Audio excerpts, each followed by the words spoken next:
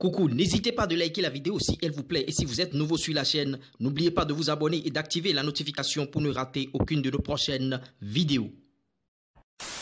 Coucou, salut, moi c'est Lures Premier, bienvenue sur ma chaîne dédiée aux acteurs du football, que vous soyez footballeur, que vous soyez président de club, coach ou bien tout autre acteur intervenant bien sûr dans le secteur footballistique, c'est votre chaîne. N'hésitez pas de vous abonner, liker déjà cette vidéo et activer la cloche de notification. Là, dès que je mets en ligne de nouveaux contenus, vous êtes rapidement informés. Dans cette vidéo, je vais m'adresser spécialement aux footballeurs. Il y a des footballeurs qui sont traités de joueurs d'entraînement parce qu'à l'entraînement, ils sont très bons. Maintenant, dans les matchs, ils disparaissent.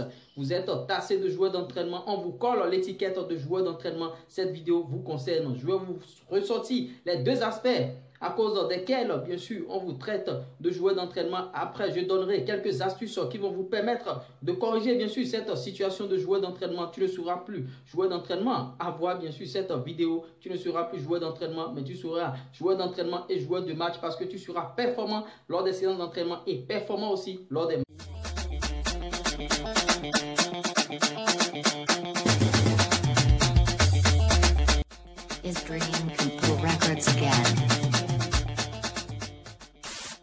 Et oui, trêve de bavardage, rentrons tout de suite dans le vif du sujet. Je vais ressortir les deux aspects qui font qu'on te tasse de joueurs d'entraînement. Le premier aspect, c'est l'intensité de séance d'entraînement. Peut-être que dans le club où tu es, la séance d'entraînement n'est pas très intense et en week-end, quand tu rencontres des équipes qui sont un peu denses, des équipes qui ont un football un peu intense, tu te perds parce que à l'entraînement, l'intensité n'est pas très élevée. Moi, j'ai déjà connu cette situation, notamment dans mon club.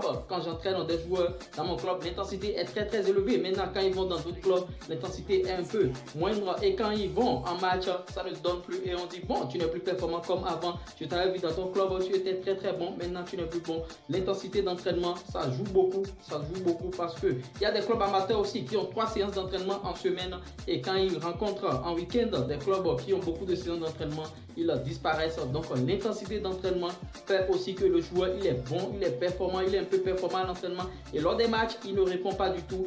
C'est pourquoi il y a des joueurs qui prennent des préparateurs physiques personnels parce qu'ils veulent toujours avoir l'intensité pour pouvoir être bon lors des matchs, pour pouvoir être en jeu, pour pouvoir être très bon, très performant lors des matchs. Deuxième aspect, c'est l'aspect émotionnel. Bien sûr, il y a des joueurs, vous voyez, à l'entraînement, il n'y a pas beaucoup de personnes, il y a seulement tes camarades, les encadreurs du club qui sont là. Mais arrivé au match, il y a 100 personnes, 200 personnes, 1000 personnes à gérer, 15 000 personnes, 25 000 personnes à gérer. Gestion émotionnelle, le joueur se perd. Et il y a aussi les parents, tout le monde est là. Donc le joueur n'arrive pas à gérer ses émotions, ce qui fait qu'en match, il n'est pas performant. Alors qu'à l'entraînement, où il n'y a pas beaucoup de personnes, il se donne à fond et en match, il disparaît. Maintenant, les astuces pour pouvoir éviter ces choses-là, c'est toujours augmenter son intensité d'entraînement.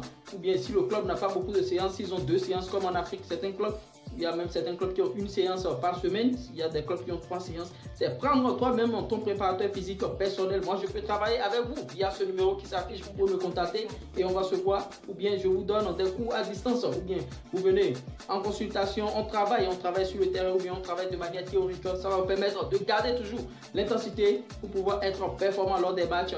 Ou bien, deuxième astuce, bien sûr, bon, il faut te concentrer, même s'il y a 1000 personnes, 25 000 personnes, 30 000 personnes, il faut te concentrer sur le jeu. Il faut être focus sur le ballon ou rien, ne plus penser à des gens qui sont autour du terrain. Les joueurs à suivre dans ce sens, c'est Cristiano Ronaldo, Zlatan Ibrahimovic. Il peut pleuvoir, il peut avoir soleil, il peut tout. Le climat, eux, ils s'en foutent, eux, ils jouent, eux, ils sont calés dans la tête, ils font ce qu'ils ont à faire. C'est ça.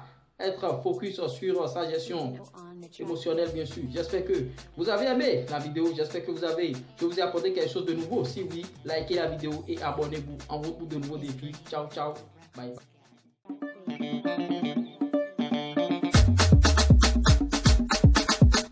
Is dream.